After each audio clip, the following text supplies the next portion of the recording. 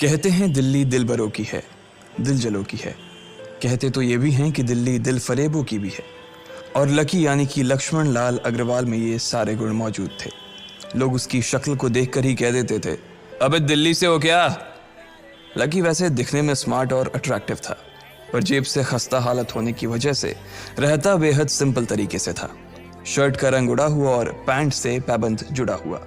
कहने को तो उसकी उम्र के लड़के दिल्ली की सड़कों पर रात को मोटर बाइक दौड़ाते थे, लेकिन लकी उर्फ लक्ष्मण लाल अग्रवाल सिर्फ कमरे से कॉलेज में पढ़ाई और गर्लफ्रेंड डिंपल के साथ थोड़ा वक्त बिताना, फिर कॉलेज से दुकान, दुकान से जब होम डिलीवरी आए तो वहां, और फिर घर चला जाता था। हाँ, कभी कभी जब वो किसी लड़के को खाली सड़क पर मोटर बाइक दंदनाते हुए देखता तो कहता, एक दिन अपना टाइम भी आएगा जब मैं चश्मा लगाकर बैठूंगा और पीछे डिंपल को बैठाऊंगा।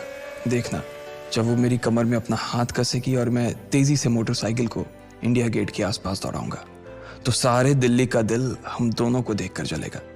दुकान में रखा हुआ बर्नॉल भी काम नहीं आएगा। लकी ने कहा और अपने हाथ में बर्नॉल की क्रीम को दबा दिया। जैसे ही उसने क्रीम को दबाया, उसका क्रीम बाहर आ गई। अबे गधे, क्या कर रहा है? वो कोई स्पंज की गेंद है क्या जो उसे दबा रहा है? दुकान के मालिक ने उससे फटकारते हुए कहा और उसके सर पर एक चपत लगा दी। Sorry sir. लकी ने अपना सिर बचाते हुए कहा। वो खरौल बाग में स्थित एक छोटी सी मेडिकल स्टोर पर काम करता था। उसकी दुकान का नाम था चमन मेडिकल स्टोर और उसके ओनर का नाम था चमन लाल। लकी पिछले 5 साल से इन्हीं की दुकान पर काम कर रहा था। यहाँ इस छोटी सी शॉप पर काम करना उसकी मजबूरी थी। लाइफ में कंगाली की वजह से उसे कॉलेज में पढ़ाई पूरी करने के लिए पार्ट टाइम जॉब करना था। उसने कई अच्छी जगह अच्छी तनख्वाह की नौकरी ढूंढी पर नहीं मिली और वो इस मेडिकल स्टोर पर ही अटक गया। गधे, अब इसके पैसे क्या तेरा बाप भरेगा? कटेगा। इसका पैसा भी तेरी तनख्वाह से कटेगा और एमआरपी से डबल रेट में कटेगा। चमन ने अपने दांतों को किचमिचाते हुए कहा। गुस्से की वजह से उसकी नाक फूल गई थी और लकी की सांसें। उसने घबराते हुए ओनर से पूछा, एमआरपी से डबल क्यों सर जी? ताकि अगली बार से ऐसी कोई हरकत करने से पहले तू डबल बार सोचे। चमन ने कहा और उसके हाथ से ट्यूब छीन ली। उसका जी तो चाह रहा था कि वो लकी की खोपड़ी पर एक और बार अपना हाथ साफ कर ले, लेकिन उससे पहले ही दुकान का फोन बजने लगा। फोन की घंटी बजते ही लकी को वहां से निकलने का मौका मिल गया और वो भागते हुए फोन उठाने के लिए चला गया। हेलो जी, करोल बाग के बेस्ट मेडिकल चमन मेडिकल स्टोर से बोल रहा हूँ, बताइए क्या काम था? ये लकी की पेटेंट लाइन थी। चाहे कहीं से भी फोन आए, लेकिन उसे फोन पर बस यही बोलना था। जैसे ही इधर लकी ने अपनी बात कही, उधर से जवाब आया, मैं ब्लूमिंग नाइट होटल के कमरा नंबर 303 से बात कर रहा हूँ। एक छोटा सा ऑर्डर है, नोट करो और जल्दी से होटल पर डिलीवर करवा दो। वो एक लड़के की आवाज थी। उसकी आवाज में काफी भारीपन और एक अजीब सी जल्दबाजी थी। जैसे ही लकी ने वो आवाज सुनी, पता नहीं क्यों उसे वो आवाज जानी पहचानी सी लगी। जी सर, बताइए आपका क्या ऑर्डर है? हाँ तो लिखो, हार्ट प्ले के 2 पैकेट और 1 पैकेट टिश्यू। लकी, जो कि अपना पेन लेकर खड़ा था, हार्ट प्ले का नाम सुनते ही झिझक गया। असल में हार्ट प्ले नाम का एक कंडोम आता था और इसलिए उसका नाम सुनते ही लकी शर्मा गया था। इतने साल से भी मेडिकल की स्टोर पर काम करने के बाद उसे इन चीजों का नाम सुनने में शर्म आती थी। हेलो भाई, लिखा कि नहीं लिखा? उस आदमी ने फिर से लकी से पूछा। जी सर, लिख लिया सर, लिख लिया। लकी ने खिसिया कर हंसते हुए कहा। लिख लिया तो फिर लेकर निकल, उस लड़के ने कहा। उसकी आवाज सुनकर ना जाने ऐसा क्यों लग रहा था कि वो बहुत बड़ा आदमी था। जी सर, लेकिन सर बाहर तो बारिश हो रही है, लकी ने कहा। उसने देखा कि बाहर बहुत तेज बारिश हो रही थी। उनकी दुकान के सामने पानी भर गया था और तेज हवाओं की वजह से चमन मेडिकल स्टोर का बोर्ड भी गिर गया था। लकी को लग रहा था कि वो इतनी तेज बारिश में अभी एकदम से तो नहीं निकल पाएगा, तो उसने उस लड़के को समझाते हुए कहा, सर मैं ऑर्डर तो ले आऊंगा पर थोड़ा टाइम लग जाएगा, बारिश थोड़ी थम जाए आप। इससे पहले कि वो कुछ आगे बोल पाता, फोन पर लड़का बोल पड़ा। तुम्हारे मालिक को पता है कि तुम मल्होत्रा जी के लड़के को मना कर रहे हो? हाँ पता है, बारिश हो रही है, इसलिए सारा सामान अच्छे से थैली में पैक करके लाना और लेट नहीं होना चाहिए, समझे? उस लड़के ने कहा और इससे पहले कि लकी आगे कुछ कह पाता, उसने फोन काट दिया। उधर से लकी के दुकान का ओनर उसे घूर कर देखा जा रहा था। लकी के हाथ में पेन और पेपर देखकर ही वो समझ गया था कि उसके पास कोई ऑर्डर आया था। आज वैसे भी इतनी बरसात होने की वजह से सुबह से इक्का दुक्का ग्राहक ही दुकान पर आए थे। ऐसे में उसकी दुकान का मालिक एक भी ऑर्डर को छोड़ना नहीं चाहता था। वो लकी को देख रहा था और लकी बारिश की ओर देख रहा था। बारिश का बहाना नहीं चलेगा, जाना पड़ेगा। चमन लाल ने कहा। मैं बहाना नहीं कर रहा सर, थोड़ी बारिश धीमी हो जाए तो मैं चला जाऊंगा। अभी आप खुद ही देखिए कितनी तेज बारिश है। वो पता नहीं कोई मिस्टर मल्होत्रा का कोई बेटा कुछ ज्यादा ही जल्दी में था। मैं साइकिल से तो पहुंच नहीं पाऊंगा इतनी जल्दी। लकी ने उनकी ओर देखते हुए कहा। क्या कहा? मिस्टर मल्होत्रा जी का बेटा? तू मेरी दुकान बंद करवाएगा क्या? अभी क्या भी निकल उनका ऑर्डर लेके, वो हमारे बहुत पुराने कस्टमर है। चमन ने कहा। पर लकी ने कहा ही था कि चमन बोला। परवर कुछ नहीं, तू मेरी मोटरसाइकिल ले जा, उसने गुस्से में कहा। अरे सर जी, 200 के ऑर्डर में मुश्किल से 40 रुपए बचेंगे। इससे 3 गुने का तो पेट्रोल ही लग जाएगा, और अगर गाड़ी रास्ते में बंद हो गई तो अलग से खर्चा, लकी ने समझाते हुए कहा। वो जानता था कि उसका मालिक इन सब बातों पर ध्यान नहीं देने वाला। चमन लाल बोला। कोई बात नहीं, तू जा, चाहे जो हो जाए ग्राहक नाराज नहीं होना चाहिए, और वैसे भी वो मल्होत्रा जी का बेटा है। चमन लाल ने मोटरसाइकिल की चाबी लकी की ओर उछालते हुए कहा। लकी ने चाबी ली। उसे देखकर उसके अंदर मिक्स फीलिंग आ गई। एक तो वो बहुत खुश हुआ कि बड़े दिनों बाद बाइक चलाने को मिलेगी, पर वहीं दूसरी तरफ दुखी इसलिए हुआ कि बाइक मिली भी तो ऐसी तेज बारिश में, अगर खराब हो गई तो इसकी चपत भी उसके सिर पर ही पड़ेगी। वो मुंह लटकाकर रेनकोट और हेलमेट पहनते हुए वहां से निकल गया। बाहर आकर बाइक को देखा तो लकी ने मन में सोचा, चलो ठीक है, जो होगा देखा जाएगा, कम से कम बाइक तो चलाने को मिल रही है। दरअसल लकी इतने साल काम करने के बाद भी अपने लिए एक मोटरसाइकिल नहीं ले पाया था। लकी की तनख्वाह ही इतनी भर थी कि सिर्फ उसके कमरे का किराया, उसकी साइकिल में डालने वाली हवा का खर्च, बिजली पानी का बिल और डिम्पल के साथ महीने में 1-2 बार बाहर खाने का खर्चा ही निकल पाता था। उसे डिम्पल की कही बात अक्सर याद आती थी। लकी, अगर अगले 2 महीने में तूने बाइक नहीं खरीदी ना तो मैं तेरे से ब्रेकअप कर लूंगी, देखना। असल में डिम्पल को लकी के साथ बाइक पर घूमने की बड़ी तमन्ना थी। लकी की इस उजाड़ जिंदगी में एक वही तो थी जिसके लिए जिंदा रहने को उसका जी चाहता था। जब भी वो उससे बाइक की बात करती तो लकी डिम्पल की इस बात को हंसकर टाल देता था। वो अपने मन में इस बात को अच्छे से जानता था कि डिम्पल उससे बहुत प्यार करती थी और वो उससे कभी छोड़ कर नहीं जा सकती थी। वो दोनों एक दूसरे में ऐसे घुले मिले थे जैसे बादल बरसात में घुल जाती है। लकी को डिम्पल बहुत पसंद थी और वो उसके लिए दुनिया जहां की खुशियां खरीद कर ला देना चाहता था। वो चाहता था कि एक दिन वो डिम्पल को प्लेन में बैठाए, लेकिन उसके ये सब ख्वाब इस कम तनख्वाह की नौकरी की वजह से कभी पूरे नहीं होने वाले थे। पर आज उसके पास एक मौका था। वो डिम्पल को अपने साथ इस बारिश में राजपथ घुमाना चाहता था। वो उसे दिल्ली दिखाना चाहता था। चमनलाल को देने के लिए उसने पहले से ही बहाना सोच रखा था। बस जल्दी से वो ये डिलीवरी देकर सीधे डिम्पल के पास ही जाने वाला था। उसने होटल ब्लूमिंग नाइट के बाहर मोटर बाइक पार्क की और सीधे होटल के अंदर चला गया। लकी ने रिसेप्शन पर पहुंचकर नमस्ते करते हुए रिसेप्शनिस्ट को बोला, जी मैं चमन मेडिकल स्टोर से आया हूं, रूम नंबर 303 का ऑर्डर था सर। रिसेप्शन पर खड़ा आदमी उसके हाथ में काली थैली को देखकर समझ गया था कि उसमें क्या था और वो मंद ही मंद मुस्कुराते हुए बोला, 3rd फ्लोर पर है, लिफ्ट से चले जाओ, रेनकोट यहीं उतार देना।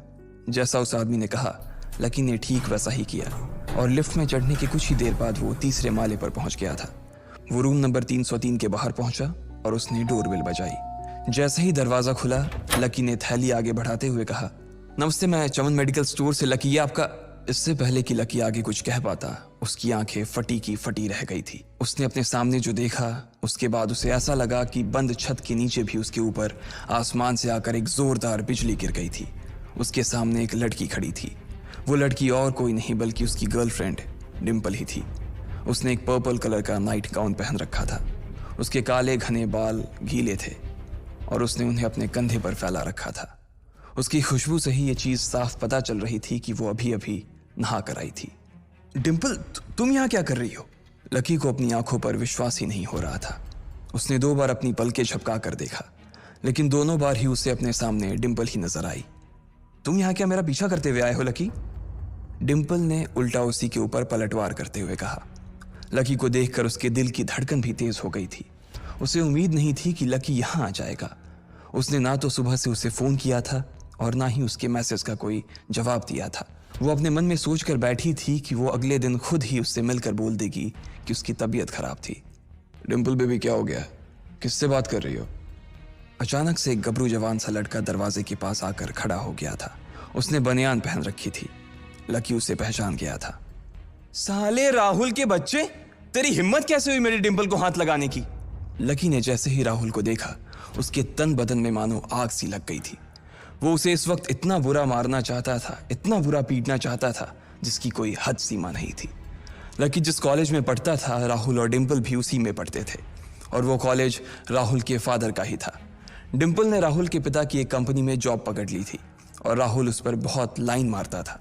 लकी ने 1-2 बार डिम्पल को उससे दूर रहने के लिए भी कहा, लेकिन डिम्पल ने उसे यह कहकर टाल दिया था कि वो सिर्फ अच्छे दोस्त थे। आज भी इससे पहले कि वो आगे बढ़ता, डिम्पल उन दोनों के बीच आ गई। रुक जाओ, डिम्पल ने गुस्से में कहा और लकी के सीने पर हाथ रखकर उसे रोक दिया। लकी लंबी सांसें ले रहा था और कुछ ही सांसों के बाद उसका गुस्सा शांत हो गया। अब डिम्पल के पास भी छुपाने के लिए कुछ नहीं था, इसलिए उसने लकी से कहा, लकी, आज से तुम्हारा और मेरा ब्रेकअप। ब्रेकअप? लकी के पैरों के नीचे से जमीन खिसक गई थी। उसकी आंखें नम हो गईं। लकी को उसकी बातों पर विश्वास नहीं हो रहा था। उसने डिम्पल की ओर देखा और बोला, डिम्पल, हम पिछले 1 साल से एक दूसरे के साथ हैं और तुम हो कि मुझसे ब्रेकअप करना चाहती हो? अरे मैं तो तुम्हारे लिए नई बाइक लेने वाला था। चल रहने दे, आज ही याद आई है तुझे बाइक की। अरे तेरे पास मुझे बाहर घुमाने के लिए, खिलाने पिलाने के लिए पैसे तो है नहीं, तू कहां से लेगा बाइक? और अगर ले भी लेगा तो उसमें पेट्रोल कहां से डलवाएगा? तेरी 8,000 रुपए महीने की नौकरी, उसमें होगा ये सब? लोग हंसते हैं मेरे ऊपर जब मैं सरोजनी में तेरे साथ घूमती हूँ। मैं ऐसी लाइफ नहीं जीना चाहती लकी। मैं तेरी तरह गरीब नहीं रहना चाहती। तूने मुझे फंसाया था, उल्लू बनाया था तूने मुझे, इसलिए मैंने राहुल से मैचअप कर लिया है। आज से यही मेरा बॉयफ्रेंड है, डिम्पल ने गुस्से में कहा। अच्छा, तो बेबी ये है तुम्हारा वो बेकार सा एक्स बॉयफ्रेंड? राहुल ने पूछा और डिम्पल के बगल में आकर खड़ा हो गया। फिर उसने लकी के हाथ से थैली उठाई और उसमें से हार्ड प्ले का पैकेट निकालकर उसे चिढ़ाने के लिए उसे हवा में लहराने लगा। बाप रे, इससे बदकिस्मत इंसान इस दुनिया में और कौन होगा? राहुल ने उसकी टांग खींचते हुए कहा। लकी के पास उसकी बात का कोई जवाब नहीं था। उसने गुस्से से डिम्पल की ओर देखा और अपनी हाथों की मुट्ठी भींच ली। फिर वो वहां से निकल गया। अबे पैसे तो ले जा, सब कुछ फ्री में देता जाएगा क्या? राहुल ने जोर से ठहाके लगाते हुए कहा, लेकिन लकी बिना उसकी बात सुनते ही निकल गया। उसके दिमाग में डिम्पल के कहे शब्द गूंज रहे थे। उसने कभी सपने में नहीं सोचा था कि डिम्पल उसके साथ कुछ ऐसा भी कर सकती थी। जिस इंसान के लिए वो इतना कुछ करना चाह रहा था, उसे उसकी कोई कदर ही नहीं थी। लकी इतना हताश हो गया था कि बुरी तरह से रोने लगा। इस बार वो लिफ्ट से नहीं बल्कि सीढ़ियों से नीचे उतरा और एक ही एक सीढ़ी उतरने के साथ उसके आंसू आंखों से छलकते जा रहे थे। जब उसकी आवाज सुनकर कुछ लोग अपने कमरे से बाहर आए तो लकी ने तुरंत अपने आंसू पोंछे और तेजी से वहां से भाग गया। उसे जिंदगी में पहली बार प्यार हुआ था और पैसों की कमी की वजह से ना सिर्फ उसका प्यार बल्कि उसकी पूरी जिंदगी बर्बाद हो गई थी। लकी जैसे ही बाहर आया तो उसने देखा कि बाहर अंधेरा हो गया था। आसमान में तेज बिजली कड़की और बारिश जो थमी थी एकाएक फिर से झमाझम बरसने लगी। ये देख लकी के थमे हुए आंसू एक बार फिर से छलक गए। उसका दिल बुरी तरह से टूट चुका था, लेकिन उसे इस बात की खुशी भी हो रही थी। आखिर आज उसे डिम्पल का असली चेहरा नजर आ गया था। वो तो उसके साथ घर बसाने की सोच रहा था, लेकिन अच्छा हुआ कि उसने पहले ही उसका घर बर्बाद होने से बचा लिया। लकी को दुख तो बहुत हो रहा था, पर उसे यह भी लग रहा था कि उसे आगे चलकर यही दुख उसे खुशी देने वाला था। लेकिन एक चीज थी जो लकी को परेशान कर रही थी, वो थी उसकी माली हालत। उसकी जेब इतनी तंग थी कि उसे फटी हुई जेब की पैंट पहनकर घूमना पड़ता था। कभी कभी तो लकी सिर्फ रोटी खाकर दिन काट लेता था। वो कब से कोशिश कर रहा था कि कोई अच्छा काम पकड़ सके, लेकिन उसे कोई काम देने को राजी नहीं था। उसने टूटे हुए दिल को दिलासा देते हुए मन में सोचा कि डिम्पल पर खर्च होने वाले पैसे बच जाने से शायद उसके हालत सुधर जाएंगे, पर फिर भी वो रातों रात रईस नहीं हो जाने वाला था। उसने ऊपर आसमान की ओर देखा और जोर से चिल्लाया, अगर इतना ही अनलकी बनाना था तो फिर नाम लकी क्यों रखा भगवान? वो जितनी जोर से चिल्ला सकता था उतनी जोर से चिल्लाया। उसकी आवाज से आसपास खड़े लोग एक बार तो डर गए थे। लकी ऊपर ही देख रहा था और उसके आंसू बारिश के पानी के साथ मिल गए थे। जैसे ही वो फूट कर रोने को था, तभी उसके फोन पर एक मैसेज आया। जैसे ही लकी ने अपना फोन निकालकर उस मैसेज को पढ़ना शुरू किया, उसकी तो आंखें ही चमक गई। अचानक उसके आंसू हंसी में बदल गए और वो जोर जोर से वहीं सड़क पर नाचने लगा। उस मैसेज में लिखा था, परिवार की रिसर्च और परिवार के निर्णय के हिसाब से अग्रवाल परिवार का वारिस लक्ष्मण लाल अग्रवाल उर्फ लकी ने गरीबी अभ्यास की परीक्षा को पास कर लिया है और आज से ही वो उस जमीन और उस जायदाद का मालिक हो जाएगा जो परिवार ने उसके नाम कर रखी थी। उस मैसेज को पढ़ने के बाद भर बरसात में भी उसका चेहरा सूरज की तरह खिल उठा था। लकी ने इस मैसेज को पढ़कर खत्म किया ही था कि उसके फोन पर बारिश की बूंदें जमा होने लगी थीं। लकी ने थोड़ी देर की खुशी मनाने के बाद याद किया कि वो सच में गरीब नहीं था। असल में उसके परिवार ने उसे एक परीक्षा में डाल रखा था जिसका नाम था गरीबी अभ्यास परीक्षा। इस परीक्षा के तहत लकी को अग्रवाल खानदान में उसके नाम की जमीन और जायदाद पर तभी हक मिलने वाला था जब वो इस परीक्षा को पास कर लेता। अचानक से उसे याद आया कि वो गरीब नहीं था बल्कि गरीब होने की परीक्षा दे रहा था। हालांकि परीक्षा देते देते उसे 8 बरस हो चुके थे, इसलिए उसे एहसास होने लगा था कि वो कभी परीक्षा को पास ही नहीं कर पाएगा और हमेशा हमेशा के लिए गरीब ही रह जाएगा। अच्छा हुआ चली गई, अब मिलना कभी। लकी ने होटल की तीसरी मंजिल की ओर देखा और पानी के अंदर ही अपना पैर पटक दिया। वो डिम्पल को कोस रहा था। उसने अपनी मोटरसाइकिल उठाई और फिर से चमन मेडिकल स्टोर जाने के लिए मुड़ने लगा। अगले दिन जब लकी की आंख खुली तो वो सीधा उठा और तैयार होकर शहर के सबसे बड़े बैंक न्यू सिटी बैंक पहुंच गया। न्यू सिटी बैंक न सिर्फ शहर का सबसे बड़ा बैंक था बल्कि वो सबसे अमीर बैंक भी था। वहां पर शहर के सबसे अमीर लोगों के ही पैसे जमा किए जाते थे। लकी वहां पैसे को निकलवाने के लिए जा रहा था। New city bank south Delhi में बसा हुआ था और उसके दरवाजे के बाहर महंगी से महंगी गाड़ी खड़ी थी। भाई, अब इसमें से कौन सी नई गाड़ी लेगा, लकी ने मन ही मन सोचा। उसे यकीन नहीं हो रहा था कि कल तक तो वो एक मोटरसाइकिल तक नहीं खरीद पा रहा था और आज वो एक कार, और वो भी इतनी महंगी कार खरीदने की सोच रहा था। फिर उसने अपनी नज़र गाड़ी पर से हटाई और बैंक के अंदर जाने लगा। उसने देखा कि बाहर बहुत भीड़ थी और महंगे से महंगे कपड़े पहने लोग बैंक के अंदर जा रहे थे। कहाँ दवाओं की बदबू और कहाँ ये खुशबू। उसने एक बहुत ही गहरी सांस के अंदर ज्यादा से ज्यादा खुशबू को समेटने की कोशिश करते हुए अपने मन में सोचा, लेकिन अगले ही पल उसके मन में संकोच पैदा हो गया था। रातों रात लकी की किस्मत तो बदल गई थी, लेकिन उसके कपड़े नहीं बदल पाए थे। इतने बड़े बैंक में वो वही कपड़े पहनकर आ गया था जो वो अक्सर अपने काम पर पहन कर जाता था। पैसे लेते ही ना सबसे पहले नए कपड़े खरीदने हैं, लकी ने अपने आप से कहा और फिर बैंक के अंदर दाखिल होने लगा। जैसे ही उसने दरवाजे को धक्का दिया, उसे आवाज आई, आउच! लकी थोड़ा सा हड़बड़ी में दिखाई दे रहा था और इस जल्दबाजी के चक्कर में वो एक लंबे बाल वाली लड़की से जा टकराया था जो कि उसके बगल में ही चल रही थी। माफ करना, मैं आपको देख नहीं पाया, सॉरी। लकी ने तुरंत उससे हाथ जोड़कर माफी मांगते हुए कहा। उस लड़की ने इतने अच्छे कपड़े पहन रखे थे कि उसे देखकर ही लग रहा था कि वो किसी अमीर घराने की लड़की थी, इसलिए सॉरी बोलते वक्त ना चाहते हुए भी लकी के हाथ उसके सामने जुड़ गए थे। लेकिन जब उस लड़की ने लकी के कपड़े और उसके हुलिये को देखा तो उसने अपनी नाक भौं सिकोड़ ली। वो लगभग हर रोज इस बैंक में आया और जाया करती थी, लेकिन उसने आज तक इस बैंक के अंदर लकी जैसे फटीचर आदमी को घुसते हुए नहीं देखा था। उसके बालों में से आंवले के तेल की गंध आ रही थी। उसने गुस्से भरी नजरों से लकी की ओर देखा और बोली, क्यों नहीं देख पाए? मैं क्या ट्रांसपेरेंट हूं? तुम्हें इतनी बड़ी लड़की दिखाई नहीं देती? इससे पहले कि बात आगे बढ़ती, उस लड़की ने देखा कि इस बैंक की मैनेजर यास्मीन पटेल उन दोनों की ओर बढ़ी चली आ रही है। उसने भी लकी को देखकर वैसी ही शक्ल बनाई थी जैसी शक्ल उस लंबी लड़की ने बनाई थी। I am so sorry miss, आपको कहीं लगी तो नहीं? यास्मीन ने उस लड़की से पूछा और फिर घिन्न भरी नजरों से लकी की ओर देखने लगी। लकी तमतमाती आंखों से उन दोनों को देखा जा रहा था। वो जानता था कि उसने इतनी जोर से भी दरवाजा नहीं खोला कि उसे चोट लग जाए, लेकिन असल में उसे यह मालूम नहीं था कि वो लोग उसे नहीं बल्कि उसके कपड़े को देख रहे थे। यास्मीन ने लकी को ऊपर से नीचे तक देखा और ना जाने उसके मन में क्यों शक पैदा हो गया। क्या आप मुझे बता सकते हैं कि आप यहाँ पर किस काम से आए हैं? यास्मीन ने बड़ी मुश्किल से अपने चेहरे पर एक मुस्कान लाते हुए कहा। वो उसका हुलिया देखकर ही समझ गई थी कि वो यहाँ का कस्टमर तो नहीं था। लकी ने अपने आप को संभाला और कहा, हाँ, वो मैं अपना पैसा निकलवाने के लिए आया था।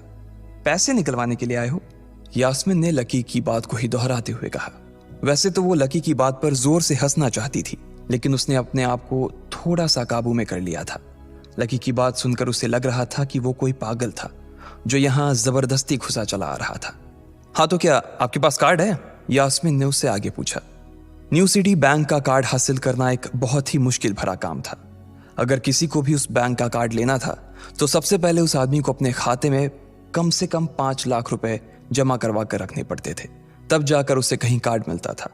लेकिन लकी तो पहली बार ही यहाँ आ रहा था, इसलिए उसके पास कार्ड होने की कोई संभावना ही नहीं थी। लकी जब यास्मीन के सवाल का जवाब नहीं दे पाया तो यास्मीन ने फिर उससे पूछा, मैं पूछ रही हूं कि आपके पास कार्ड है? वो समझ गई थी कि लकी पागल ही था जो कहीं से भागकर सीधा उनके बैंक में आ गया था। कार्ड नहीं मेरे पास। लकी ने उसके सवाल का जवाब दिया और वो फिर इधर उधर देखने लगा। जैसे ही उस लंबे बालों वाली लड़की ने लकी का जवाब सुना तो वो खिलखिलाकर हंस पड़ी। यास्मीन को तो सिर्फ लग रहा था कि वो पागल है, लेकिन वो लड़की तो अपने मन में मान चुकी थी कि यह लड़का कोई पागल ही है जो कहीं झोपड़ पट्टी से यहाँ आ गया है। इससे पहले कि आगे कोई कुछ कह पाता, उस लंबे बालों वाली लड़की के पिता वहां आ गए और बोले, चलो बेटी। उनके हाथों में कुछ कागजात थे। लकी ने देखा कि उन्होंने महंगा सा सूट पहन रखा था। उस लड़की ने यास्मीन के दोनों हाथों को पकड़ा और बोली, यास्मीन देखो, अगर इस तरह के सड़क छाप लोग तुम्हारे बैंक में ऐसे ही घुसते चले आए ना और बाकी कस्टमर्स को परेशान करने लगे तो तुम्हारे बैंक की इमेज और उसके शेयर्स दोनों को काफी नुकसान होगा। एक मैनेजर होने के नाते तुम्हें इन सब चीजों का ध्यान रखना चाहिए। मुझे उम्मीद है कि आगे मेरे साथ ऐसा कुछ नहीं होगा। उस लड़की ने कहा और अपने पिता के साथ बैंक के बाहर चली गई। अपना ध्यान रखना कोयल मैडम, मैनेजर ने उसकी गाड़ी तक छोड़ने के लिए आते हुए कहा। आज तो वो बाल बाल बच गई थी। कोयल और उसके पिता इस बैंक के सबसे पुराने और सबसे वफादार कस्टमर्स थे। अगर आज यास्मीन उन्हें नाराज कर देती और वो उसके बैंक से अपना खाता बंद करवा देते तो शायद यास्मीन की नौकरी तक जा सकती थी। और यह सब हो रहा था उस पागल लकी की वजह से। इसे जल्द से जल्द यहां से भगाना पड़ेगा, यास्मीन ने अपने आप से कहा और फिर बैंक के अंदर आने लगी। यास्मीन उसे अपने बैंक से बाहर निकालने के तरीके के बारे में सोच रही थी, मगर जैसे ही वो बैंक में दाखिल हुई उसने देखा कि लकी वहां था ही नहीं। अरे अब ये कहां चला गया? उसने अपने आप से पूछा। वो इधर उधर देखने लगी, लेकिन लकी वहां भी नहीं था। यास्मीन को अच्छे से पता था कि वो उसके सामने तो बाहर नहीं निकला था। इसका मतलब था कि वो बैंक के अंदर ही था, लेकिन यास्मीन उसे ढूंढ नहीं पा रही थी। कुछ देर तक बैंक के सारे कोनों को देख लेने के बाद यास्मीन को लगा कि शायद लकी यहां बहुत ही असहज महसूस कर रहा होगा, और जब वो कोयल को दरवाजे पर छोड़ने के लिए आई तब उसके पीछे पीछे वो भी निकल गया होगा। चलो जान बची, यास्मीन ने अपने आप से कहा और अपने केबिन में आकर बैठ गई। जैसे ही उसने आज के दिन की पहली फाइल उठाई थी उसे किसी एक की झलक दिखी। ये कोई और नहीं बल्कि लकी ही था। अरे ये कहां छिपा हुआ था? यास्मीन ने अपने आप से ही कहा और तुरंत फाइल को टेबल पर रखकर वो ऑफिस के बाहर आ गई। उसने देखा कि लकी बैंक के वीआईपी लॉन्ज के बाहर खड़ा था और उसके खंबे की आड़ की वजह से वो यास्मीन की नजर से बाहर हो गया था। अब यास्मीन को तो वो मिल गया था, लेकिन उसके लिए उससे भी बड़ी एक और मुसीबत खड़ी हो गई थी। लकी जिस कमरे के बाहर अभी खड़ा था उस कमरे के अंदर शहर के सभी रईस लोगों का उठना बैठना था। बैंक के सिलसिले में या फिर किसी दूसरे काम के सिलसिले में वो सभी लोग यहीं आकर बात किया करते थे। उस कमरे के अंदर जो लोग बैठे थे उन सबके करोड़ों रुपए इस बैंक के खाते में जमा थे। अब अगर ऐसे में लकी वहां घुस जाता तो सब लोग मिलकर यास्मीन की गर्दन पर चढ़ जाते। रुको, जहां हो वहीं खड़े रहो, यास्मीन जोर से और साथ ही गुस्से से चिल्लाई। बाकी के लोग जो वहां खड़े थे वो यास्मीन की ये चीख सुनकर डर गए थे। कुछ लोगों को उसकी इतनी जोर से आवाज करने की वजह से गुस्सा भी आ गया था और यास्मीन सबसे मुस्कुराते हुए माफी मांगकर आगे बढ़ती जा रही थी। वो लकी को किसी भी तरह से उस कमरे में जाने से रोकना चाहती थी, लेकिन उससे पहले ही वो उस कमरे के अंदर दाखिल हो चुका था।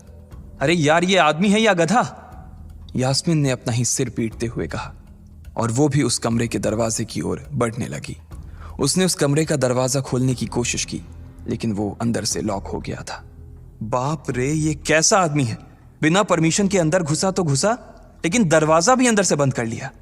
अब यास्मीन की सांसें फूलती जा रही थी। उसे बहुत डर लग रहा था।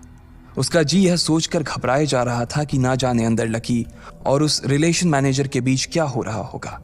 इधर जैसे ही लकी कमरे में दाखिल हुआ, वहां का कस्टमर रिलेशन मैनेजर जो कि सोफे पर फैला हुआ था, वो उसे देखते ही अचानक सीधा बैठ गया।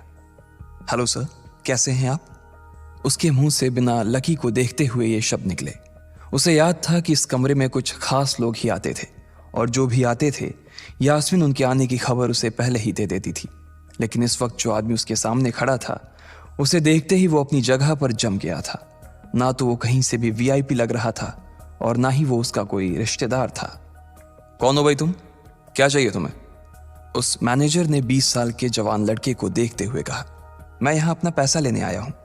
लकी ने सीधे मुद्दे की बात को मैनेजर के सामने रखते हुए कहा, तुम्हारे पास हमारा सुप्रीम कार्ड है? मैनेजर ने उससे ऊपर से नीचे तक देखा और पूछा, नहीं नहीं, मेरे पास कोई कार्ड नहीं है। लकी ने कहा, तो फिर हम तुम्हें कोई पैसा नहीं दे सकते। चलो अभी दरवाजा खोलो और सीधा बाहर निकलो। मैनेजर ने कहा और सोफे पर से उठ गया। नहीं, मैं अपना पैसा लिए बिना नहीं जाऊंगा यहां से। लकी भी जिद पर अड़ गया। अरे बोला ना, बिना कार्ड वाले को पैसा नहीं मिलता है, और वो भी पैसा होगा तब तो मिलेगा ना। मैनेजर ने उसके करीब आते हुए कहा, अरे पैसा है तभी तो निकालने आया हूं सर। लकी ने कहा, देख फालतू की बहस मत कर सुबह सुबह, वरना मैं सिक्योरिटी को बुला लूंगा तो वो लोग मार मार कर बाहर निकालेंगे तुझे। लकी यह सुनकर घबरा गया था। मैनेजर के चेहरे का गुस्सा उसे साफ नजर आ रहा था, लेकिन ऐसा भी नहीं था कि वो झूठ बोल रहा था। भले ही उसके पास कार्ड नहीं था, लेकिन इसका मतलब ये नहीं था कि वो अग्रवाल खानदान का लड़का नहीं था। जैसे जैसे मैनेजर उसकी ओर बढ़ता चला जा रहा था, लकी का डर भी बढ़ता जा रहा था। मैनेजर को लग रहा था कि वो कोई संकी था और वो उसे धक्का मारकर बाहर निकालने के लिए आगे बढ़ ही रहा था कि अचानक घबराए हुए लकी के दिमाग में एक आइडिया आया। फिंगरप्रिंट! उसने अपना अंगूठा कमरे में मौजूद उस मैनेजर के सामने उठाते हुए कहा। फिंगरप्रिंट? कौन सा फिंगरप्रिंट?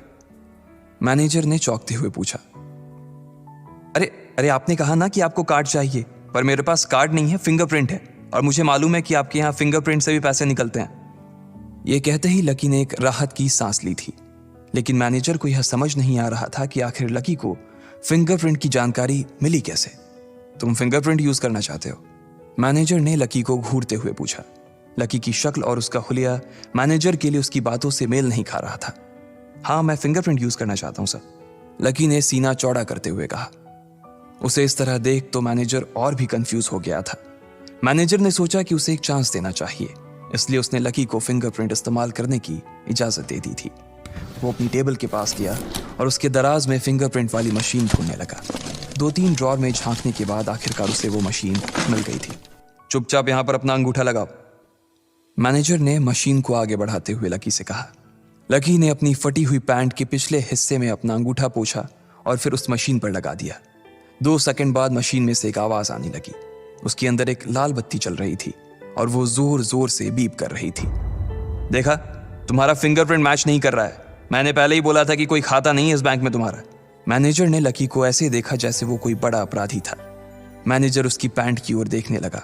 उसे लग रहा था कि लकी ने अपनी जेब में कोई हथियार छुपा रखा था और वो मैनेजर को बेवकूफ बना रहा था। इससे पहले कि लकी अपनी जेब से कोई बंदूक या बम निकालता, मैनेजर ने अपना फोन निकाला और पुलिस का नंबर लगाने लगा।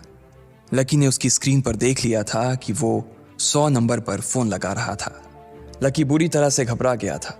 वो बहुत ही उत्साह और जोश में अंदर तक तो चला गया था, लेकिन उसे मालूम नहीं था कि वो इतनी बड़ी मुसीबत में फंसने वाला है। लकी बैंक के अंदर दाखिल तो हो गया था, लेकिन जब मैनेजर ने उससे पैसे निकालने के लिए कार्ड मांगा तो उसके पास कार्ड नहीं था।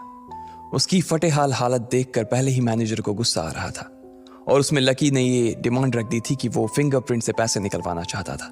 लेकिन पानी तब सर के ऊपर से निकल गया जब उंगली मैच नहीं हुई। मैनेजर ने फोन निकाला और पुलिस को फोन लगाने लगा। अरे अरे ये क्या कर रहे हो? देखिए सर, मेरी बात सुनिए, मैं कोई क्रिमिनल नहीं हूं। हो सकता है मैंने गलत उंगली लगा दी हो, बस आप मेरे को एक लास्ट बार फिंगरप्रिंट लगाने दो प्लीज। लकी ने उसके सामने हाथ जोड़ते हुए कहा। देख, ये उंगली भी अगर नहीं लगी ना तो फिर ये मत कहना कि मैं अगली उंगली भी ट्राई करके देखता हूं। बार बार ऐसा नहीं चलने वाला है। अगर ये वाली काम नहीं की तो मैं सीधा पुलिस को फोन करने वाला हूं अभी, मैनेजर ने लकी को धमकाते हुए कहा। उसने अपने एक हाथ में मशीन और दूसरे हाथ में मोबाइल फोन पकड़ा हुआ था। उसने अपनी स्क्रीन पर पुलिस का नंबर खोल रखा था और उसका अंगूठा हरे बटन पर ही टिका हुआ था। इधर लकी ने अपने सीधे हाथ की उंगली को अपने पैंट से साफ किया और भगवान का नाम लेकर उसे उस मशीन पर लगा दिया। जैसे ही उसकी उंगली उस मशीन पर पड़ी, अब की बार फिर मशीन से एक आवाज आई और वो चमक कर हरी हो उठी। तभी मैनेजर के मोबाइल पर एक मैसेज आया। मैनेजर ने उस मैसेज को पढ़ना शुरू किया। Verification successful. खाता 1, नाम लक्ष्मण लाल अग्रवाल, खाता नंबर 01104। जैसे ही मैनेजर ने इस मैसेज को देखा, उसकी आंखें फटी की फटी रह गई थी। उस मशीन पर चमकती लाइट को देखते हुए लकी की आंखें भी चमक आई थी। लकी उस हरी बत्ती को देखते ही झूम उठा था और फिर उसने मैनेजर को घूर कर देखा। उसके दिमाग में वो सारी बातें चल रही थी जो मैनेजर उससे अभी थोड़ी देर पहले सुना रहा था। इधर मैनेजर ने उसके आगे हाथ जोड़े और खिसिया कर हंसते हुए कहा, लक्ष्मण सर प्लीज़ मुझे मुझे माफ़ कर देना सर। मैं इस ब्रांच में नया नया आया हूँ और इसलिए मुझे मालूम नहीं था कि आप कौन हो। मैं इस ब्रांच का कस्टमर मैनेजर शशिकांत वर्मा हूँ। प्लीज़ आगे भी मेरा ध्यान रखना सर, प्लीज़। Sorry sir. हाँ हाँ ठीक है, तो मुझे ये बताओ कि मेरे खाते में कितने पैसे रखे हुए हैं, लकी ने कहा। और वो अब सोफे पर बैठ गया। मैनेजर उसके सामने ही खड़ा हुआ था और उसके खाते की जानकारी अपने फ़ोन पर ही निकाल रहा था। उसने अपने फ़ोन पर इधर उधर कुछ उंगलियां चलाई और बोला, हो गया सर, आपके खाते में इस वक्त 90,80,70,650 रुपए रखे हुए हैं सर। शशिकांत के खुद के होश इतनी बड़ी रकम को देखने के बाद उड़ गए थे। उसे विश्वास नहीं हो रहा था कि इस आदमी के खाते में इतना पैसा भी हो सकता था। लकी की शक्ल देखकर तो यही लग रहा था कि उसकी उम्र 20 से 22 साल से ज्यादा नहीं थी। ऐसे में अगर उसके खाते में इतना सारा पैसा रखा हुआ था तो ये वाकई बहुत बड़ी बात थी। शशिकांत अपने मन में ये सोच रहा था कि दुनिया के 99% लोग ही अपनी पूरी जिंदगी काम करने के बाद भी इतना पैसा नहीं कमा सकते थे जितना कि लकी के खाते में इतनी छोटी सी उम्र में रखा हुआ था। लेकिन लकी ने इधर जब उसके फोन में अपने खाते पर पड़ी हुई जानकारी को देखा तो उसे कुछ अजीब सा लगा। उसे लग रहा था कि उसे तुरंत इतने पैसों के हिसाब से अब अपनी जिंदगी को ढालने की कोशिश करनी शुरू कर देनी चाहिए, वरना उसके साथ वही होने वाला था जो आज बैंक में उसके साथ हुआ था। अरे अरे सर, खाते में पैसे के अलावा और भी चीजें हैं जो मैं आपको बताना चाहता हूं सर।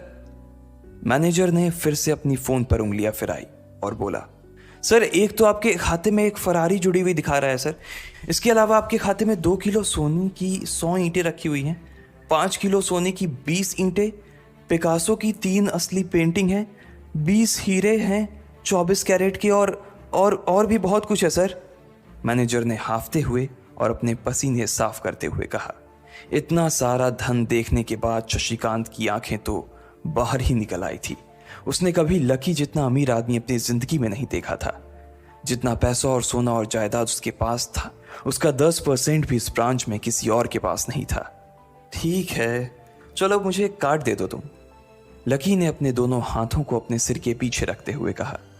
जी सर, मैं अभी आपके लिए एक नया कार्ड बनवा देता हूं सर, मुझे बस 10 मिनट दीजिए सर, बस 10 मिनट, शशिकांत ने कहा और फिर लकी के सामने ही निकल गया। जितनी देर में लकी ने अपने फोन पर फिर से उस मैसेज को खोलकर देखा उतनी ही देर में मैनेजर उसके लिए एक चमकता हुआ सुप्रीम कार्ड लेकर उसके सामने आ गया था। लेकिन उस कार्ड को देखने के बाद ना जाने क्यों मैनेजर को ऐसा लग रहा था कि यह कार्ड लकी की संपत्ति के आगे कुछ भी नहीं था। फिर भी मैनेजर इसमें कुछ नहीं कर सकता था क्योंकि वो जानता था कि उसके पास इस ब्रांच में इससे बड़ा और कोई कार्ड नहीं था। इसलिए फिलहाल वो लकी को यही दे सकता था। उसने उस कार्ड पर लकी का पूरा नाम लक्ष्मण लाल अग्रवाल गुदवा दिया था। लीजिए सर आपका कार्ड, पासवर्ड वगैरह सर आपको ईमेल पे मिल जाएगा, शशिकांत ने मुस्कुराते हुए कहा और वो लकी के सामने हाथ बांधकर खड़ा हो गया। इधर लकी ने उस कार्ड को उलट पलट कर देखा और फिर अपनी जगह से खड़ा होकर वो बाहर निकलने लगा।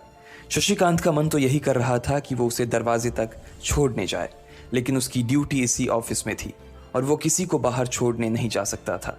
फिर भी वो लकी के लिए दरवाजा खोलने के लिए आगे आ गया था। इधर यास्मीन अपने कैबिन में अपना सिर पकड़े हुए बैठी थी। उसे समझ नहीं आ रहा था कि आखिर अंदर चल क्या रहा था। एक पल को तो उसे लगा कि लकी पागल नहीं बल्कि बदमाश था कोई और उसने शशिकांत को बंदी बना लिया था।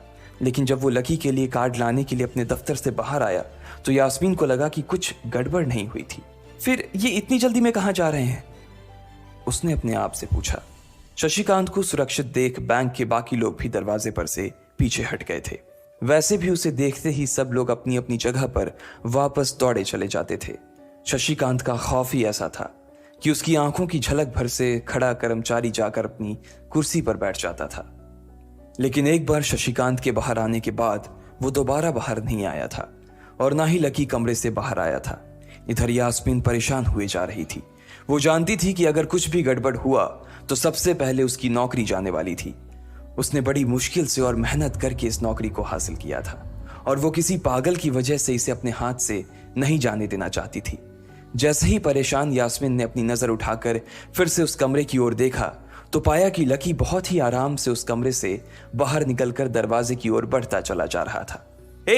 रुको, तुम इस तरह नहीं जा सकते, यास्मीन जोर से चिल्लाई और भागते हुए लकी के पास चली गई। तुम्हारी हिम्मत कैसे हुई जबरदस्ती हमारे वीआईपी रूम में घुसे चले जाने की? यास्मीन ने गुस्से में पूछा।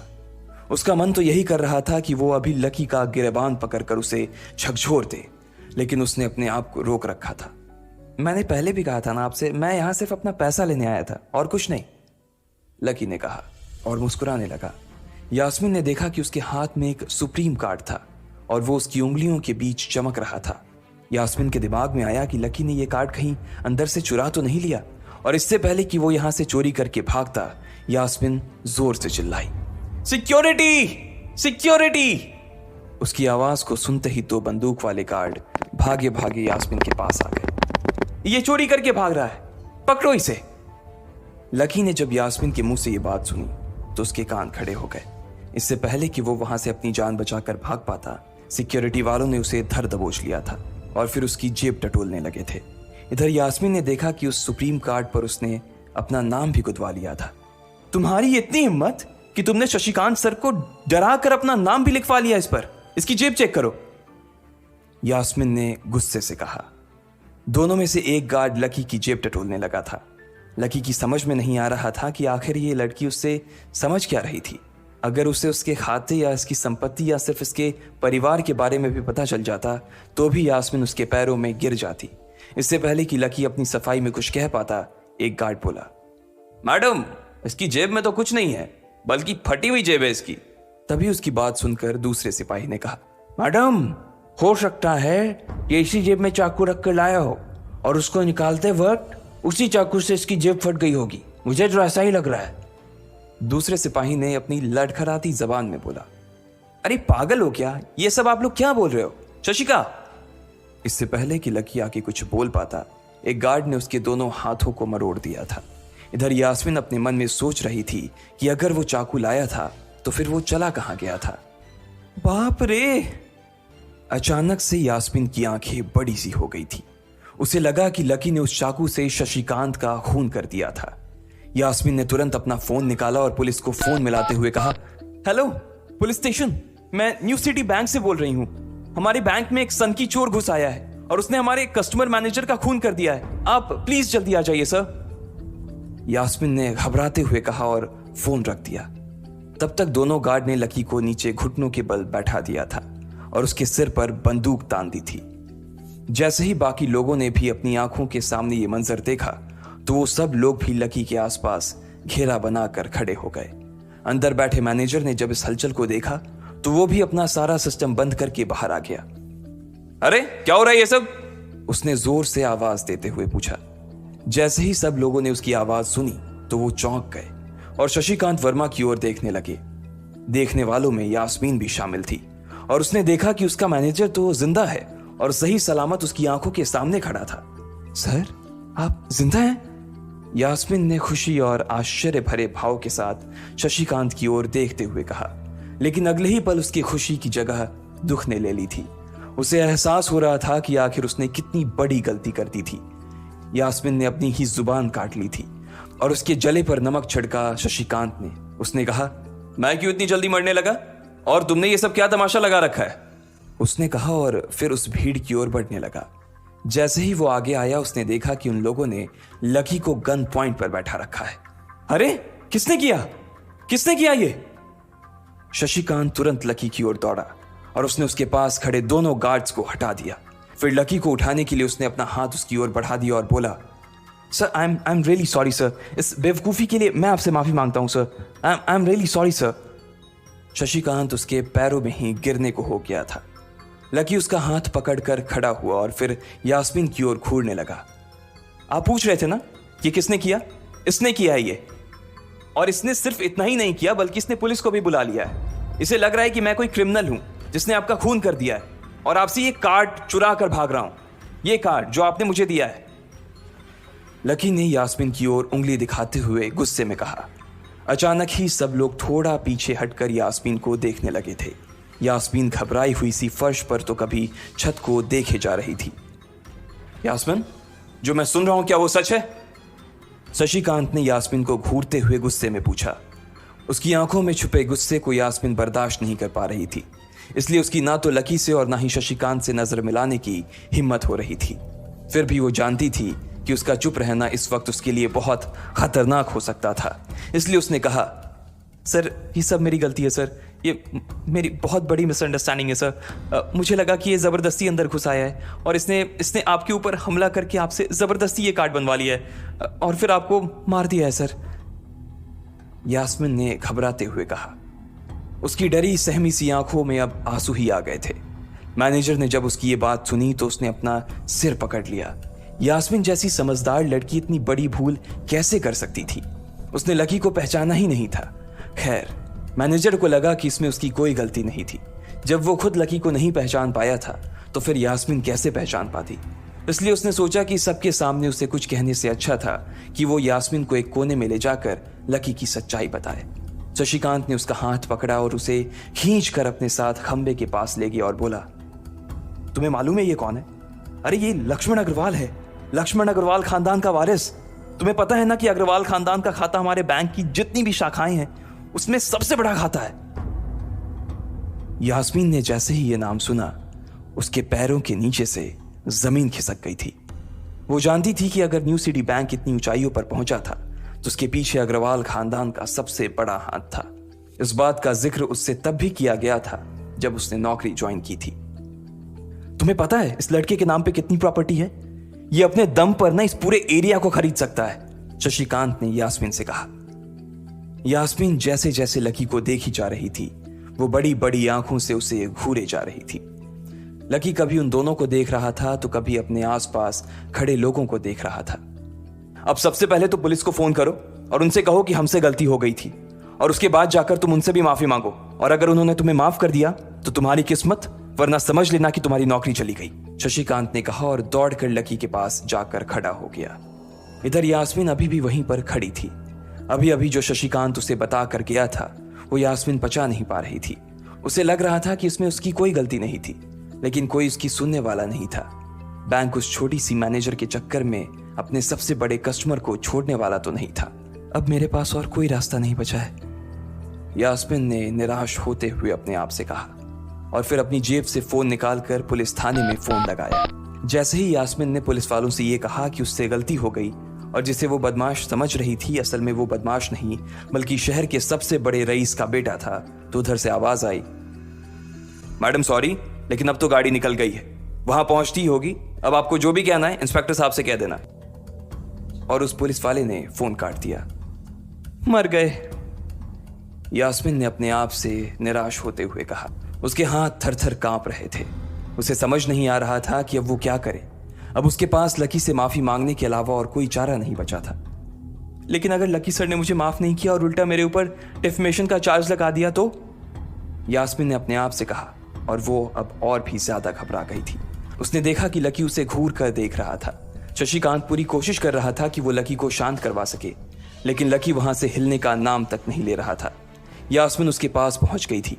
वैसे तो वो जानती थी कि उसे माफी मांगने से उसकी किस्मत बदलने वाली तो थी नहीं, फिर भी उसने एक बार कोशिश करनी चाहिए और लकी से कहा, सर मैं आपको गलत समझ रही थी सर, एक्चुअली आपके। यास्मीन ने उसके कपड़े को देखा और एक सांस लेते हुए आगे बोली, सर प्लीज मुझे माफ कर दीजिए सर, मेरी इंटेंशन आपको हर्ट करने की बिल्कुल भी नहीं थी, मैं तो जो कुछ कर रही थी बैंक की सेफ्टी के लिए कर रही थी सर। यास्मीन ने गिड़गिड़ाते हुए कहा और नीचे देखने लगी। इट्स ओके, कोई बात नहीं है, लकी ने कहा और उसके हाथ से अपना सुप्रीम कार्ड लेकर निकल गया। यास्मीन को अपने कानों पर तो विश्वास ही नहीं हो रहा था। वो मान ही नहीं पा रही थी कि लकी ने उसे माफ कर दिया था।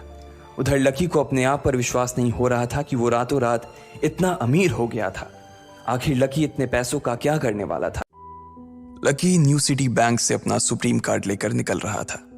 असल में उसे क्लास में जाने में देर हो रही थी, इसलिए वो बिना यास्मीन से कुछ कहे या उसे सबक सिखाए वहां से निकल गया था। लकी दिल्ली यूनिवर्सिटी के ही एक कॉलेज में पढ़ता था। जैसे ही वो कॉलेज के अंदर दाखिल हुआ उसके पैर एक कीचड़ से भरे गड्ढे में पड़ गए।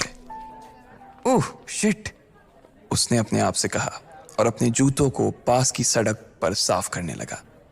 वो कॉलेज एडमिनिस्ट्रेशन के दफ्तर की ओर देखकर उसे कोस रहा था। कॉलेज की सड़कों पर इतने सारे गड्ढे हो गए थे, लेकिन वो लोग एक भी गड्ढा नहीं भरवा रहे थे। जब भी लकी इस चीज की कंप्लेन करने के लिए वहां जाता तो वो इसे ये कह देते कि फंड ही नहीं है। उसने जैसे तैसे अपना जूता तो साफ कर लिया था, लेकिन वो अपनी पैंट पर लगे कीचड़ के दाग को साफ नहीं कर पाया था। वो बाथरूम की ओर जा पाता, इतने में क्लास की घंटी बज गई। वो भागते हुए क्लास में पहुंचा।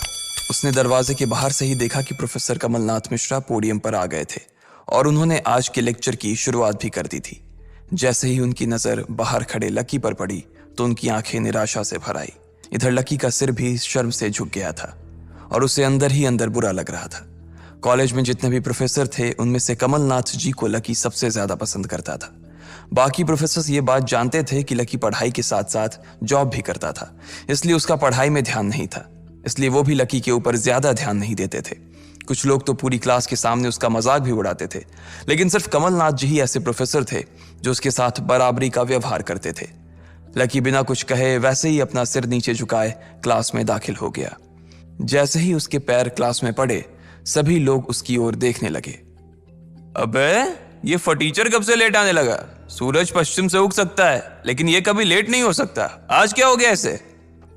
एक लड़के ने लकी को चिढ़ाते हुए कहा। अबे यार इसकी पैंट तो देख कितनी गंदी है। भाई क्लास में लड़कियां भी होती हैं, कम से कम कपड़े तो ढंग से पहन के आ यार। दूसरे लड़के ने कहा और उसकी ये बात सुनकर उसके पास बैठी लड़की हंस दी और बोली, अरे कहां से पहन कर आता? कपड़े के लिए तो पैसे हैं नहीं इसके पास, एक ये कपड़ा है इसके पास, बहुत है इसके लिए। क्लास में बैठे सभी लोगों ने लकी के ऊपर फफ्तियां कसनी शुरू कर दी थी। हर कोई उसके ऊपर कुछ न कुछ कहे जा रहा था। ऐसा नहीं था कि लकी ये सब आज ही सुन रहा था, इस तरह की फफ्तियों का सामना वो रोज करता था। रोज उसे ऐसी बातें सुनकर बुरा भी लगता था और आज भी उसने अपना सिर नीचे तो झुका लिया था, लेकिन आज उसके चेहरे पर एक मुस्कान थी। इन लोगों को पता नहीं था कि यह अनलकी आज कितना लकी होकर आ रहा है। जैसे ही क्लास में बैठे बच्चों का शोर बढ़ने लगा, उधर से कमलनाथ जी ने चिल्लाते हुए कहा, आपस में बात करना बंद करो। अगर तुम लोग इस तरह बात करते रहोगे तो मैं आगे नहीं पढ़ाऊंगा। सभी लोग शांत होकर उनकी बात सुनने लग गए। तब तक लकी भी अपनी कुर्सी पर जाकर बैठ गया था। कमलनाथ जी ने फिर से पढ़ाना शुरू किया और पढ़ाते पढ़ाते ना जाने क्यों उनकी नजर बार बार लकी की ओर जा रही थी। लकी को समझ नहीं आ रहा था कि कमलनाथ जी ऐसा जानबूझकर कर रहे थे। उनकी आंखों को देखकर ऐसा लग रहा था कि उनमें लकी के लिए ढेर सारा गुस्सा भरा हुआ था। उसे ऐसा लग रहा था कि शायद वो अपने प्रोफेसर की उम्मीदों पर खरा नहीं उतर रहा था। थोड़ी ही देर में कमलनाथ जी की क्लास खत्म हो गई। बच्चों आज की क्लास यही खत्म होती है। कल आप सबको क्या काम करके लाना है वो मैंने यहाँ लिख दिया है। कल मिलते हैं आप सबसे, कमलनाथ जी ने कहा और क्लास के बाहर चले गए। जैसे ही वो बाहर गए पीछे वाले दरवाजे से किसी की आवाज आई, डिंपल। जैसे ही वो आवाज सबके कानों में पड़ी सब लोग क्लास के पीछे वाले दरवाजे की ओर देखने लगे। वहां कोई और नहीं बल्कि डिंपल का नया बॉयफ्रेंड राहुल खड़ा था। ये लोग राहुल को अच्छी तरह से जानते थे। राहुल ने दरवाजे से झांक कर देखा तो वहां कोई नहीं था। वो धीरे धीरे कमरे में दाखिल हुआ और सीधा डिंपल के पास चला गया। डिंपल खिड़की के पास बैठी हुई थी। जैसे ही राहुल उसके पास पहुंचा, डिंपल ने अपने हाथ उसकी गर्दन में किसी हार की तरह डाल दिए और उसकी बाहों में झूम उठी। उधर राहुल ने भी डिंपल को सबके सामने चूम लिया था। यह नजारा देखते ही सबकी नजरें लकी के ऊपर जा टिकी। सबको अभी तक तो यही पता था कि डिंपल लकी की गर्लफ्रेंड है। किसी को इस बात की खबर नहीं थी कि उन दोनों का ब्रेकअप हो गया था। डिंपल को राहुल की बाहों में देखकर लकी के तन बदन में आग तो लग गई थी, लेकिन फिर भी वो शांत होकर वहीं बैठा हुआ था और उसने अपने गुस्से पर काबू कर लिया था। अरे भाई लकी, क्या हो रहा है ये सब? डिंपल राहुल के साथ कैसे? उसके एक दोस्त ने आकर लकी से कहा। होने देना यार, जो हो रहा है छोड़ना, लकी ने कहा।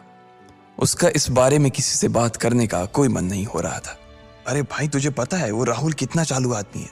अभी तक इस कॉलेज की 5 लड़कियों को फंसा चुका है और ये डिंपल छठी है, लकी के दोस्त प्रीतम ने उससे कहा। उसकी ये बात सुनते ही लकी ने प्रीतम को घूर कर देखा। प्रीतम को लगा कि लकी को उसकी बात का बुरा लगा था, लेकिन अगले ही पल वो उसे देखकर मुस्कुराया और बोला, कोई बात नहीं भाई, सबकी अपनी अपनी लाइफ है। ये कहकर लकी डिंपल की ओर देखने लगा जो कि राहुल की बाहों में इतरा रही थी। वो जानती नहीं थी कि लकी चाहता तो यहीं खड़े खड़े राहुल और उसके पिता को उनके कारोबार समेत खरीद सकता था। उधर जैसे ही राहुल और डिंपल की नजर भी लकी पर पड़ी तो वो जानबूझकर उसे छेड़ने के लिए उसके सामने से गुजरने लगे। अच्छा लकी, सुनना जरा। अचानक से डिंपल लकी के सामने रुकी और बोली। उसने अभी भी राहुल की कमर में अपना एक हाथ डाल रखा था। फिर उसने अपने दूसरे हाथ से अपना मोबाइल निकाला और उसका कवर खोलकर लकी के मुंह पर फेंक दिया और बोली, अब क्योंकि मैं तुम्हारे साथ नहीं हूं, इसलिए मुझे तुम्हारे इस बेकार से कवर की कोई जरूरत नहीं है। इसे तुम अपने पास रख सकते हो। लकी ने उससे कुछ नहीं कहा और नीचे गिरा वो कवर उठाकर अपनी टेबल पर रख दिया। बेबी, इसने तुम्हें कवर गिफ्ट किया? कवर कौन गिफ्ट में देता है भाई? राहुल ने उसके सामने ही डिंपल से कहा। राहुल लकी को नीचा दिखाने का एक भी मौका अपने हाथ से जाने नहीं देना चाहता था। लकी अंदर ही अंदर मुस्कुरा रहा था। डिंपल ने राहुल की ओर देखा और बोली, बेबी, बात यह है कि जिसकी मोबाइल खरीद कर गिफ्ट करने की औकात नहीं होगी, वो सिर्फ कवर ही तो गिफ्ट कर सकता है ना, और क्या। कोई बात नहीं बेबी, मैं आज ही तुम्हें एक नया फोन दिलवाता हूँ। आ जाओ, चलते हैं कनॉट प्लेस और वहां से लाते हैं बेबी के लिए एक नया फोन, राहुल ने कहा। लकी का मन तो यही कर रहा था कि वो जोर से राहुल के ऊपर हंसे, लेकिन उसने अपनी हंसी को रोक लिया था। हाँ बेबी, हमने एक पहले नया फोन खरीदेंगे और फिर उस फोन की पार्टी भी करेंगे, और उसके बाद आज, डिंपल ने कहा और राहुल के चेहरे पर उंगलियां फिराने लगी। राहुल भी और लकी भी उसके इशारे को समझ गए थे। लकी जानता था कि ये सब सिर्फ उसे चिढ़ाने के लिए वो कर रही थी, लेकिन लकी को खुद के लिए नहीं बल्कि डिंपल के लिए बुरा लग रहा था।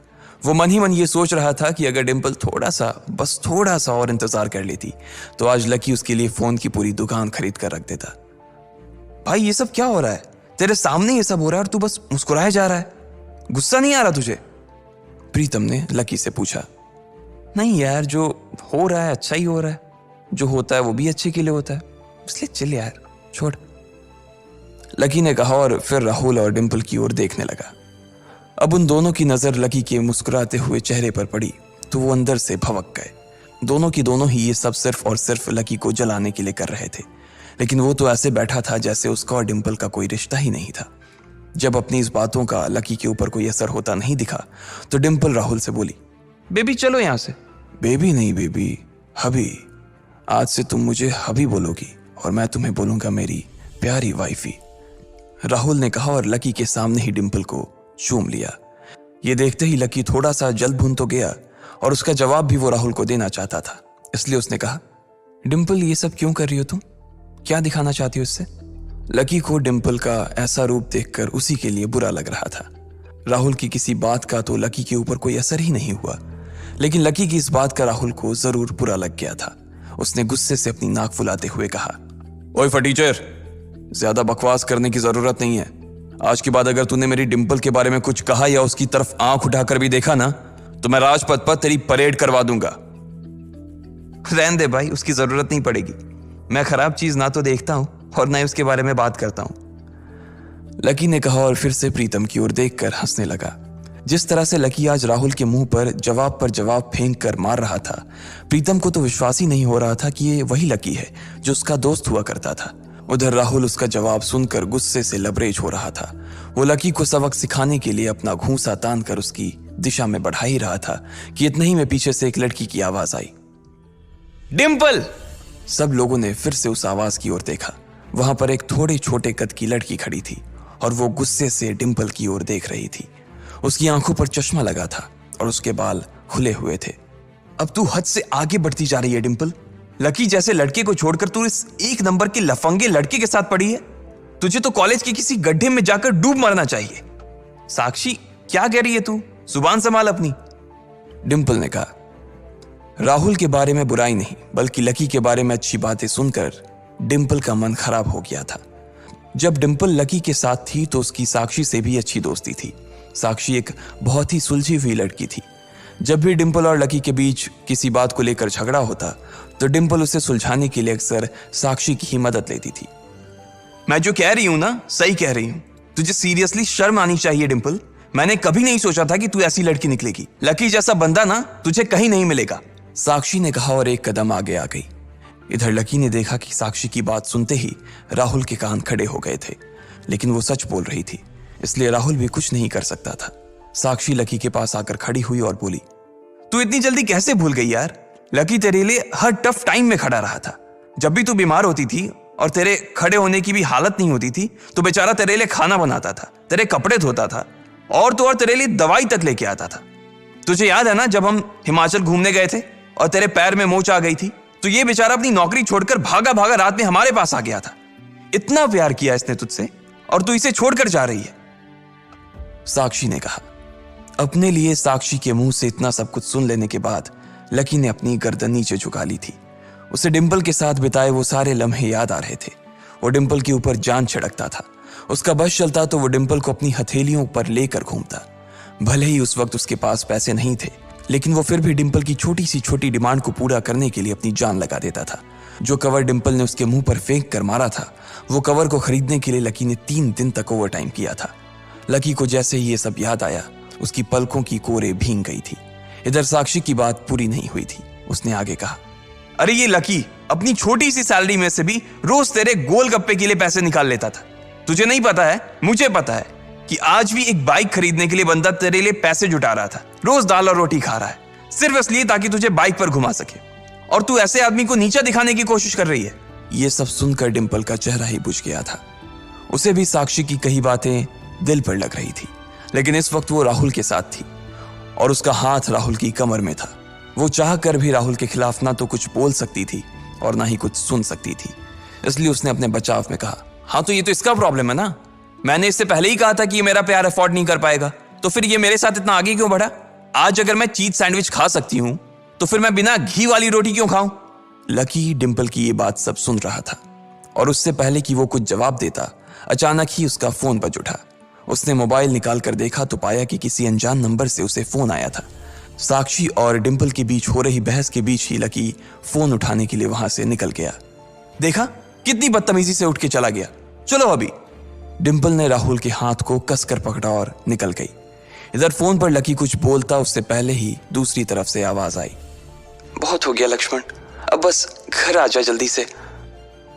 यह आवाज सुनते ही लकी एक पल में उसे पहचान गया था। उसके दिमाग से डिंपल के सारे ख्यालात चले गए थे और सिर्फ उस आवाज को सुनकर ही उसकी आंखें भीग आई थी। आखिर किसकी थी वो आवाज? किसका फोन आया था लकी को जो उसका घर पर इंतजार कर रहा था? क्यों आखिर लकी की आंखें भीग आई थी? इन सब सवालों के जवाब अगर आप जानते हैं